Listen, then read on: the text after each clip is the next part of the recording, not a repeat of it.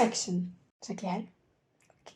عاملين ايه؟ رمضان كريم وكل سنه وانتم طيبين. فيديو النهارده هو فيديو مميز شويه، لان النهارده احنا هنعمل ريفيو او هندي راينا في مسلسل عامل ضجه كبيره قوي قوي قوي قوي في معظم الدول العربيه. فيديو النهارده انا عايزاكم تسمعوني، بس هتسمعوني وخلاص، واللي هيبقى عنده نفس رأيي هيشاركني في الكومنتس، واللي مش هيبقى عنده نفس رأيي يقدر برضه يشاركني في الكومنتس عادي جدا.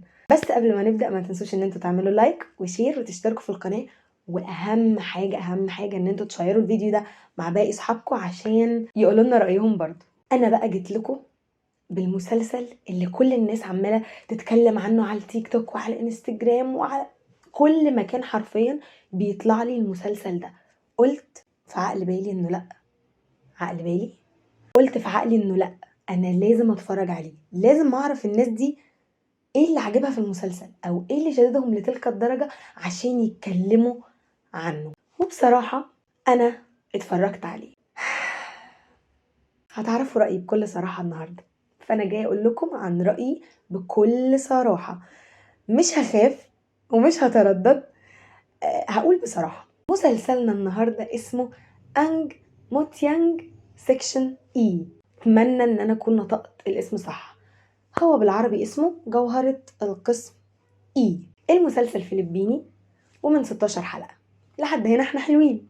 نوع المسلسل كوميدي ورومانسي. وهقول لكم هنت صغير مكتوب في بعض المواقع ان المسلسل ده بيتكلم عن سن الرشد او سن البلوغ، اللي هو فترة المراهقة بتاعت الثانوي او الثانوية العامة، ولكن هو في نهايته او مع نهايته هيبدأ يجيب سنهم لما يبدأوا يكبروا. فدي حاجة احنا مش متأكدين منها، بس هم كاتبينها في معظم المواقع اللي موجودة على جوجل. المسلسل ده متاخد من قصة في الواد باد.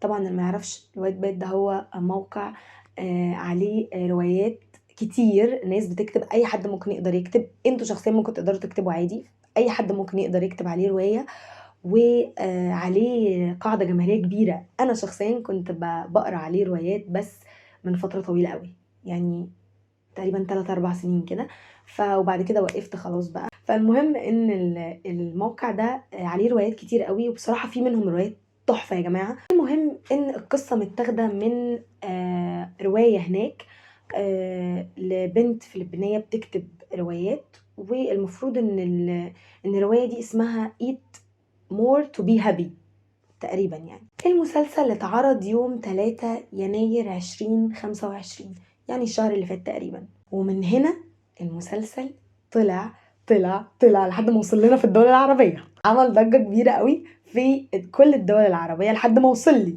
يعني انا اصلا شخص ما بيوصلش للعالم بسهولة او ما بينفتحش في العالم ببساطة، ولكن المسلسل وصل لي، فمعنى كده ان هو عامل ضجة كبيرة. قصة المسلسل بتتكلم عن بنت هتتنقل من مدرستها القديمة لمدرسة انترناشونال دولية تقريبا. المهم انها مدرسة خاصة، يعني نظيفة جدا جدا جدا. هتقابل فيها طبقة من الناس او فئة من الناس ما كانتش متعودة عليهم. فالمفروض ان المدرسة دي متقسمة لأقسام، والأقسام دي كل قسم بيبقى فيه فئة معينة من الطبقات اللي هم مقسمينها في المسلسل.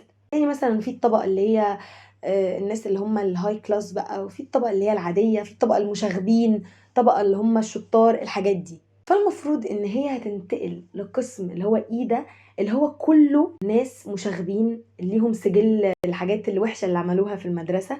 فالمهم انها تتنقل للقسم ده، وللأسف هتكون هي البنت الوحيدة مع 16 ولد تقريبا.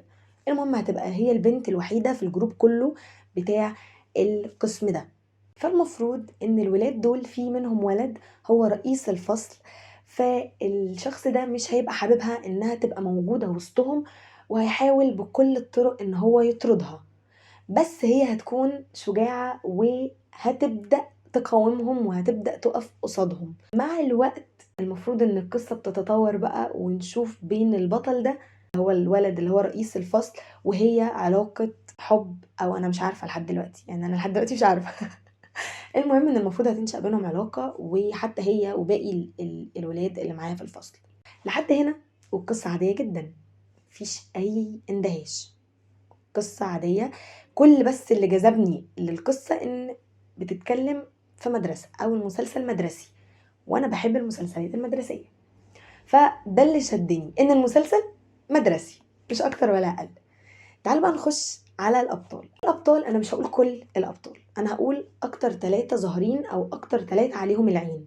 هقول لكم اساميهم وانتوا بقى تقدروا تعملوا سيرش عنهم وتبحثوا عنهم لو حابين، وهحط لكم صورتهم هنا او هنا بغض النظر يعني، عشان برضو تبقوا عارفين انا بتكلم عن ايه، واتمنى اني انطق اسمائهم صح. خلونا نبدا بالبطل اللي هو اسمه في المسلسل كيفر. اسمه ايه الحقيقي بقى؟ اسمه اندريس موهليش. البطل التاني او البطله بقى الاساسيه بتاعتنا بقى اسمها اشتين اولي فيجا، اللي هي في دور جي جي. والبطل الثالث اسمه رابن انجلس. دول اسمائهم اوكي. انا معرفش دول اسمائهم يعني مثلا احنا عندنا في الكوريين بيبقى الاسم في ليهم اسامي مستعاره غير الاسم الاصلي بتاعهم. معرفش بقى هل هم هنا نفس الفكره ولا ده اسمهم الحقيقي، بصراحه مش عارفه. انا اول مره في حياتي اتفرج على مسلسل فلبيني بصراحه. تعالوا بقى نتكلم عن احداث المسلسل. اول حاجه هقولها ان المسلسل حلو مش وحش. اول حاجه بغض النظر عن ال3 ابطال، يعني شفتوا ال3 ابطال اللي انا قلت عليهم في الاول دول، انا مش هتكلم عنهم دلوقتي، خليهم اخر حاجه. احداث المسلسل بالنسبه لي كان في بعض المشاهد اللي كانت اوفر شويه، يعني اوفر زياده عن اللزوم، مش اوفر شويه، هي اوفر زياده عن اللزوم. بعض المشاهد لبعض الشخصيات في المسلسل، مش الشخصيات الرئيسيه اوكي، احنا بنتكلم دلوقتي عن الشخصيات العاديه جدا في المسلسل، كانت مبالغ فيها. تقريبا معظم الشخصيات دي ما مثلوش قبل كده، ده اللي باين لي واللي ظاهر لي ان الناس دي ما مثلتش قبل كده خالص. وبرضو خلونا نحط ان فكرة ان انا اول مرة اتفرج على مسلسل بلغة جديدة بطريقة يعني بفكرة جديدة. يعني انا اول مرة اتفرج على مسلسل فلبيني، فبالنسبة لي دي حاجة جديدة عليا، فممكن اكون انا لسه مش متقبلاها. بس عايزه اقول لكم ان انا اديت المسلسل فرصة. انا اتفرجت لحد دلوقتي على الحلقة ال7، انا ماشية مع المسلسل بالظبط لحد النهاردة. المسلسل بدأ يشدني شوية، لكن قبل كده ما كانش شدني خالص. الحلقة الأولى التانية التالتة كان التمثيل بالنسبة لي ولا حاجة، بجد كان ولا حاجة، وما كانش فيه أحداث حلوة. كنت حاسة إنه عادي أي حد برضه ممكن يعمل الأفكار دي أو ممكن يعمل الفكرة بتاعت المسلسل، ما كانش شدني خالص. وكنت دايما أقول هي الناس دي بتقول حلو ليه؟ الناس دي ليه يا جماعة مطلعينه فوق كده، مع ان في مسلسلات تانية احسن منه بكتير كفكرة كتمثيل ككل حاجة. ولكن انا اديت نفسي فرصة وقلت هكمله لأسباب هتعرفوها بعدين. المهم ان الاحداث كانت ماشية عادي لحد الحلقة ال5. الطابع الرومانسي بدأ يبان، وهنا بدأت احب المسلسل جدا وبدأت يشدني وبدأ يحلو. فانا كنت هوقف، بس الحمد لله ان انا ما وقفتش واتفرجت على الحلقة ال5. فانتوا كملوا المسلسل من بدايته وهتحسوا، انا عارفة ان انتوا في البداية هتكونوا الموضوع بالنسبة لكم ايه ده، في ايه يا جماعة، ولكن من اول الحلقة ال5 المسلسل هيحلو قوي قوي قوي. فدي برضو نقطة لصالح المسلسل.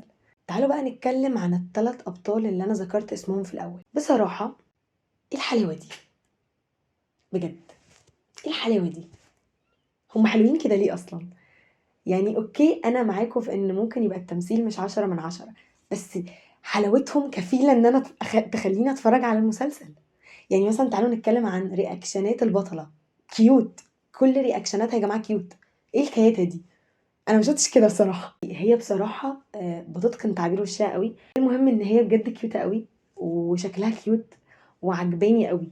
حتى هي بره المسلسل عجباني، يعني انا عملت لها فولو في كل مكان عشان عجباني بصراحة. البطل الاساسي اللي هو كيفر اللي هو رئيس الفصل، انا حاسه اني شفته قبل كده، بس انا مش عارفه او مش فاكره هو كان في ايه او فين. انا حاسه اني شفته قبل كده، الشخصيه دي انا حاسه ان انا شفتها قبل كده، بس فين مش عارفه. بجد لو حد حاسس نفس احساسي اكتبوا لي تحت في الكومنتات، لان انا هموت واعرف انا شفته فين. انا حاسه اني شفته قبل كده يا جماعه بجد. نيجي بقى للملاك، هو فعلا اسمه على ملاك اصلا. البطل ابو شعر احمر اللي هو يوري. يوري ده يا جماعه حاجه تالته كده خالص. انا من تيم يوري مبدئيا انا مش من تيم كيفر خالص، انا من تيم يوري يا جماعه. دلوقتي احنا لازم نحدد كل واحد فينا من تيم مين. انا من تيم يوري، مش مهم عندي هو الطرف الثالث، مش مهم ان هي تحبه، بس بالنسبه لي انا كل ما بشوف ليه مشهد انا بتبسط، بحس ان انا مبسوطه ومرتاحه نفسيا. اولا بيفكرني بجيمين جدا، هو شبه جيمين جدا جدا جدا جدا، خصوصا الشعر الاحمر والكسره بتاعت المناخير دي، هو شبهه بجد. وانا ما عنديش نقاش، ما حدش يناقشني، هو شبه جيمين جدا بجد، شبهه. فده سبب من الاسباب اللي خليني اكمل المسلسل، وهو يوري. دي اكتر حاجه كانت مضايقاني، ان مشاهد الدراما او اللي فيها مشاهد مؤثره ان هو يوصلها لينا كنت بحس ان هي مبالغ فيها، بحيث ان هو بيجري بسرعه وخلاص، هو بيحطك قدام المشهد وانت بقى اتأثر براحتك. دي حاجة ما كانتش عاجباني بصراحة. في بعض المشاهد كانت محتاجة شوية أفكار جديدة ان هو يبذل مجهود فيها، فدي حاجة برضو من الحاجات اللي برضو ما عجبتنيش. انا في النهاية هقول لكم تابعوا الحاجة عشان تقدروا تحددوا اذا كانت حلوة ولا وحشة. انا بالنسبة لي اول ما عرفت مسلسل فلبيني، انا اتفرج على مسلسل فلبيني ازاي؟ تيجي منين دي؟ تيجي لدي ازاي؟ حسيت انه لا، انا والفلبيني مش هنركب مع بعض، حسيت ان في حاجه غلط. ولكن بصراحه الناس حمستني قوي، وشفت كذا فيديو على التيك توك بصراحه شدوني، فقلت لا، قلت يا شيمي انت لازم تاخدي الخطوه وتتفرجي. بصراحه المسلسل ككل مش وحش، المسلسل ككل حلو جدا، وانا مبسوطه وانا بتفرج عليه.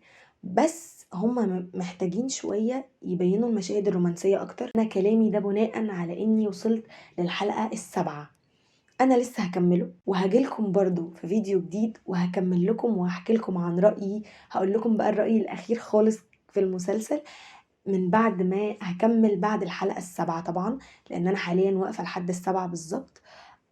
بيقولوا الحلقة الجاية بقى فيها أكشن وحوارات، فأنا عايزة أشوف. أنا شفت حاجة كده، حاجة غريبة كده شفتها وهي بتنط من فوق كده وشغل هنود، فبجد متحمسة قوي أشوف اللقطة دي.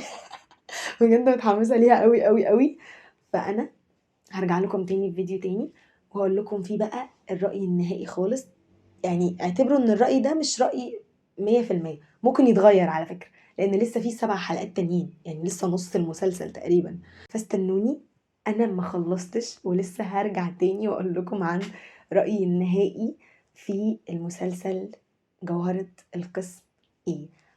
وبس كده نكون وصلنا لآخر الفيديو. ده ما يمنعش ان المسلسل حلو، والثلاث ابطال الرئيسيين هم اللي محليين المسلسل بصراحة، وهم اللي عاملين اجواء لطيفة للمسلسل. واظن من وجهة نظري او من رأيي الشخصي ان الناس كلها اتفرجت على المسلسل بسبب يوري. انا بقول كده، اظن كده يعني ان نسبة كبيرة من الناس اتفرجت على المسلسل بسبب يوري.